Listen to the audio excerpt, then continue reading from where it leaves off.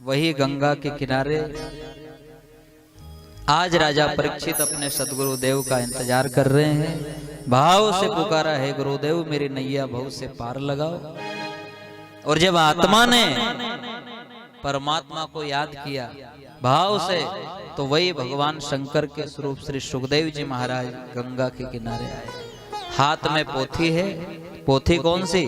भागवत महापुराण। उम्र क्या है? 7 साल। उम्र क्या है? श्री सुखदेव जी महाराज के 7 साल के हैं। पूरे नग्न अवस्था में सिर पर लंगोट पहनी हुई है। और समझना कथा को, गुरु नाम लेना बहुत जरूरी है। जिसने गुरु नाम नहीं लिया उसे भगवान मिल ही नहीं सकता। चाहे राजा परीक्षित का कितना भी लगाव है भगवान से, लेकिन जब तक गुरु नहीं बनावेगा, जब तक हरि नहीं मिलेगा।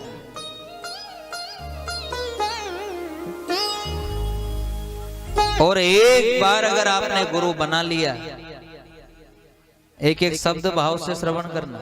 एक बार अगर आपने गुरु नाम ले लिया, फिर चाहे दुनिया आपके गुरु की निंदा करे, चुगली करे, बुराई करे, लेकिन अपने को कभी भी निंदा चुगली नहीं करना। पूर्ण विश्वास रखना अपने गुरु मंत्र पर।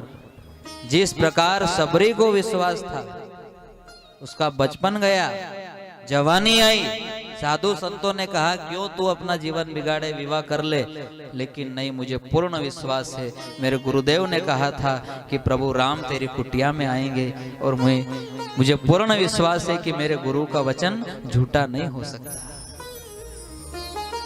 और जब गुरु के ऊपर पूर्ण विश्वास था तो भगवान आए। अब बहुत सारी माताएं बहनें गुरु नाम तो ले ले, लेकिन गुरु नाम लेने के बाद भी आपस में झगड़ा करे। झगड़ा क्या करे कि क्यों थारा गुरुजी ने कितना नाम दिया, तो कि 9 नाम। एक बोले मारा गुरुजी ने 5 नाम, तो ये आपस में लड़े। कहीं तो कि मारा गुरुजी बड़ा है, 9 नाम दिया। अभी लड़वा लड़वा का चक्कर में रही जाए। नहीं तो गुरु नाम किस लिए लिया जाता है कि हमारा बुढ़ापा बिगड़े नहीं। लेकिन यह गुरु नाम लेने के बाद भी बुढ़ापा में खाट पे तो फिर गुरुजी का नाम काम क्यों नहीं आया? तो वही बात है नहीं कि भजन में वजन नहीं आया। सिर्फ गुरु नाम भेड़ वाली चाल में ले लिया। सब ले रही थी, मेरी सहेलियां, तो मैंने भी ले लिया। तो उसमें वजन कौन डालेगा?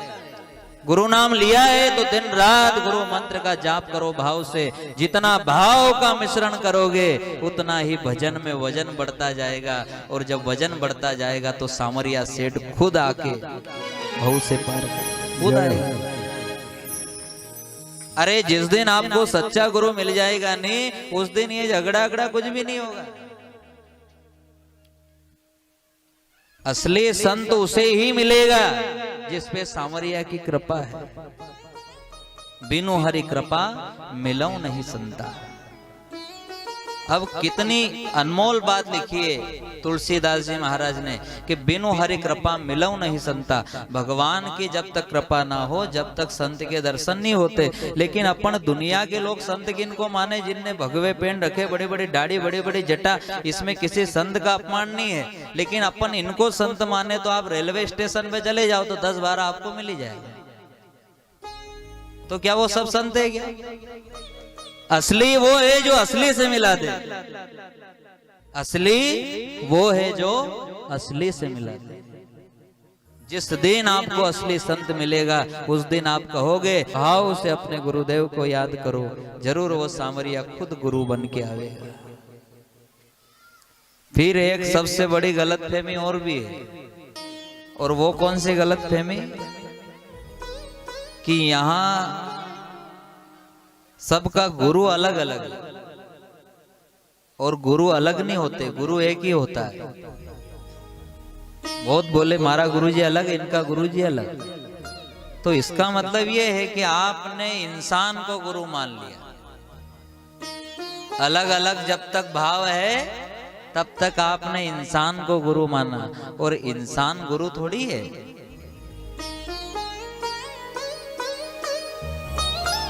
कोई भी साधु संत आपने इतने गुरु नाम लिए, आपने हाथ खड़े किए, तो कोई भी पंडित, कोई भी गुरुजी, कोई भी महात्मा, कोई भी संत महान ज्ञानी कोई अपना नाम थोड़ी देगा कि मेरा नाम जपना, उसका नाम देगा कि भगवान का नाम देगा।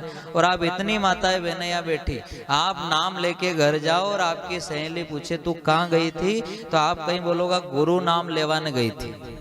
कहीं लेवाने गई थी, गुरु नाम लेवाने गई थी। और जिस भी संत महात्मा ने आपको नाम दिया तो उनका नाम नहीं दिया, राम का नाम दिया। किनका नाम दिया? राम का। वो राम का नाम लेकर आप घर आए और आपकी सहेली ने पूछा कहाँ गई थी, तो गुरु नाम लेवाने गई थी।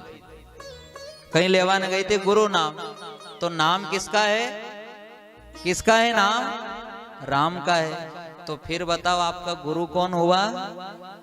कौन हुआ गुरु? राम हुआ। और नाम लेने के बाद भी बुढ़ापे में क्यों सड़ रहे? क्योंकि अपन ने राम को गुरु नहीं माना, इंसान को गुरु मान लिया। फर्क यहाँ है, रह गया उसी चक्कर में। नहीं, मारा तो हरिद्वार वाला गुरुजी है, मारा तो ओंकारेश्वर वाला गुरुजी है। अरे ये गुरुजी नहीं है। मेरा नाम दीपक गुरु, तो यूं थोड़ी कहूंगा दीपक गुरु जपना, दीपक गुरु। अरे दीपक गुरु का क्या पता है नरक में जाए कि स्वर्ग?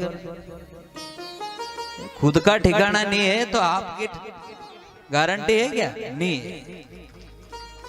अब यहाँ गुरु नाम ले लिया, हमारा गुरुजी तो भी है। अब वो मनुष्य का ध्यान करे इसलिए भगवान नहीं मिले। अरे नाम का ध्यान कर, गुरु ने कहा ये नाम है, सबरी को नाम दिया, ये राम का नाम है, राम का ध्यान करना। वो तो गए, राम का ध्यान कर। और वही राम नाम पे पूर्ण विश्वास था, वही तो गुरु मंत्र है। और जब राम नाम पे पूर्ण विश्वास था तो राम लेने आ गए। अब आप विचार करो, अब आपके मन में है कि थारो गुरु अलग ने मारो गुरु अलग है? किसी के मन में दुविधा नहीं? सबका गुरु एक, सबका गुरु एक। चाहे वो 5 नाम वाली है, चाहे वो 9 नाम वाली है, लेकिन सबका गुरु एक ही है, अलग अलग नहीं। जैसे भगवान के पूजा करने के तरीके अलग अलग है, लेकिन भगवान एक ही है।